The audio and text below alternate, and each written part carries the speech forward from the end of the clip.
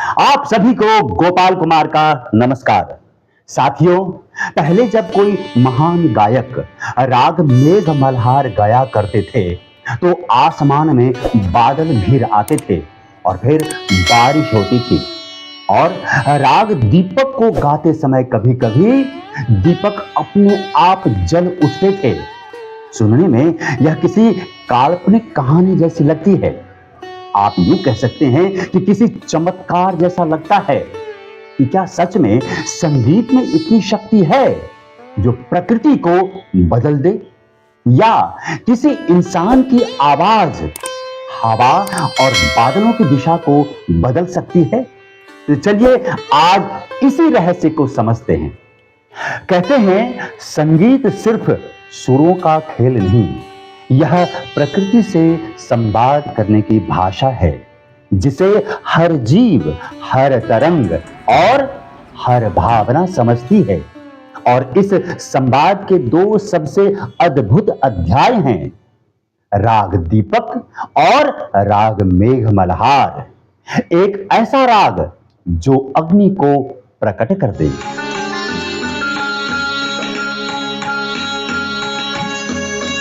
और दूसरा जो बादलों को बरसने पर मजबूर कर दे।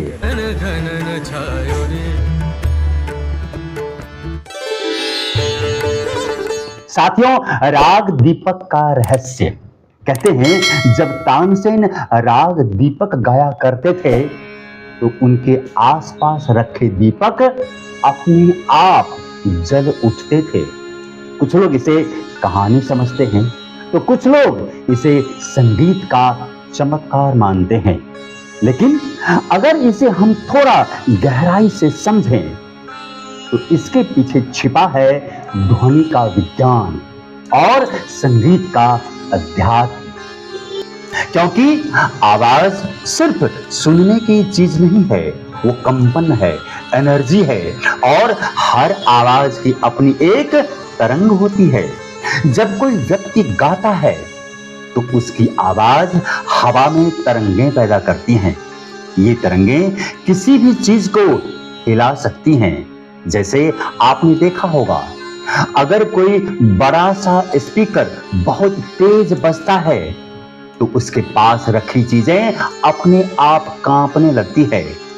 कभी ग्लास झंझना उठता है, कभी शीशा हिलने लगता है। अब सोचिए, अगर यही आवाज बहुत सटीक सुर में, सही लय में और बहुत गहराई से निकाली जाए तो ये कंपन गर्मी में भी बदल सकता है। यानी आवाज से वातावरण में गर्मी पैदा हो सकती है। दोस्तों, वैज्ञानिक भाषा में इसे कहते हैं साउंड एनर्जी का थर्मल एनर्जी में बदलना। मतलब ये कि अगर आसपास दीपक रखे हों, घी का बाती हो और हवा बिल्कुल स्थिर और शांत हो तो ये सूक्ष्म गर्मी उन्हें जलाने में मदद कर सकती है। तो संभव है तानसेन का राग दीपक साउंड वाइब्रेशन और हीट रेजोनेंस का परिणाम रहा हो और शायद यही ध्वनि की गर्मी दीपक की लौ को जलाने का कारण बनी हो। क्योंकि भारतीय संगीत केवल कला नहीं है, ये साधना है, योग है। हर राग किसी न किसी पंच तत्व से जुड़ा होता है। जैसे राग मेघ मल्हार जल तत्व से और राग दीपक अग्नि तत्व से संबंधित है। ऋषियों ने कहा नाद ब्रह्म, यानी कि पूरा ब्रह्मांड ही ध्वनि है और ध्वनि ही ईश्वर है।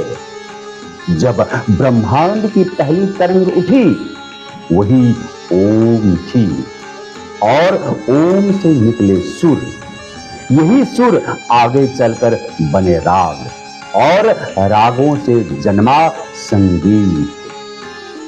इसीलिए कहते हैं जब कोई गायक सच्चे भाव एकाग्र मन से गाता है और उसका मन, उसकी सांसें, उसका सुर तीनों एक लय में बंध जाते हैं, वही लय, वही कंपन ब्रह्मांड की आद्य ध्वनि ओम से जुड़ जाती है। पर तानसेन का रहस्य केवल विज्ञान नहीं था, वो आध्यात्मिक एकाग्रता का परिणाम भी था। तानसेन ने सिर्फ सुर नहीं गाते थे, वो ध्यानावस्था में गाते थे। उनकी चेतना अग्नि तत्व से जुड़ जाती थी। जब चेतना और तत्व एक हो जाएं, तो प्रकृति भी उस आदेश को मानती है। यही कारण है कि दीपक जल उठते थे, क्योंकि वो आदेश आवाज का नहीं बल्कि आत्मिक ऊर्जा का था। इसीलिए कहा गया, तानसेन ने गाया नहीं बल्कि उन्होंने आग को ही जगा दिया। दोस्तों, राग दीपक सिर्फ दीपक जलाने की कहानी नहीं है, यह हमारे भीतर के दीपक को जलाने की सीख देता है। जब हमारे अंदर सुर, मन, वाणी और आत्मा एक हो जाते हैं, तो अंधकार मिट जाता है और फिर ज्ञान का दीपक जल उठता है। इसीलिए शायद कहा गया कि अगर सुर सच्चे हों तो ब्रह्मांड तक गूंज उठता है।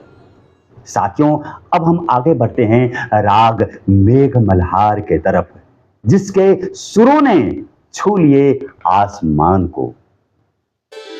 जैसे कि हर अग्नि के संतुलन के लिए आवश्यक है जल, और संगीत में यह भूमिका निभाई राग मेघ मल्हार ने। कहते हैं, जब राग दीपक से तानसेन के शरीर में आग सी लगने लगी, तो उनके शिष्य ने राग मेघ मल्हार गाया। कुछ जानकार मानते हैं कि उनकी बेटियों ने गाया और बादल बरस पड़े। यह कोई जादू नहीं था, यह भी विज्ञान और अध्यात्म का संगम था, क्योंकि राग मेघ मल्हार के सुर ऐसे कंपन बनाते हैं जो हवा में मौजूद नमी को सक्रिय कर देते हैं। इसीलिए जब कोई गायक राग मेघ मल्हार गाता है, तो उसकी ध्वनि तरंगें हवा में मौजूद जल कणों को उत्तेजित करती हैं, और वातावरण में अगर नमी पर्याप्त हो, यानी आसमान बरसने के लिए पहले से तैयार हो, तो ये कंडेंसेशन प्रोसेस को तेज कर सकती है और परिणाम बादल घिरते हैं और फिर कभी-कभी बारिश भी हो जाती है। साथियों, राग दीपक और मेघ मल्हार दोनों विपरीत दिशाओं के राग हैं। एक गर्मी, एक ठंडक, एक ऊर्जा को बढ़ाता है, दूसरा उसे शांत करता है।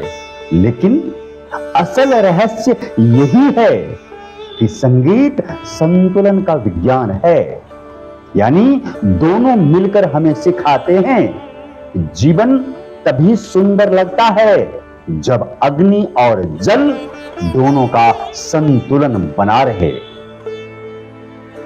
साथियों, पश्चिम के देशों में जहां संगीत मनोरंजन है, वहीं हमारे हिंदुस्तान में उपचार है।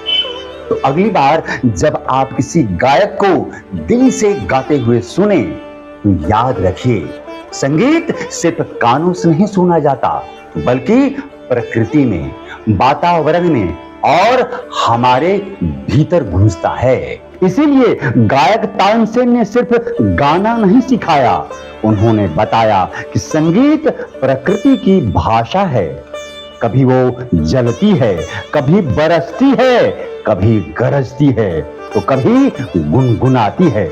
राग दीपक और राग मेघ मल्हार हमें यही सिखाते हैं कि जब सुर सच्चे हों, तो प्रकृति भी जवाब देती है, क्योंकि संगीत सिर्फ कानों से नहीं बल्कि ब्रह्मांड के हृदय से सुना जाता है।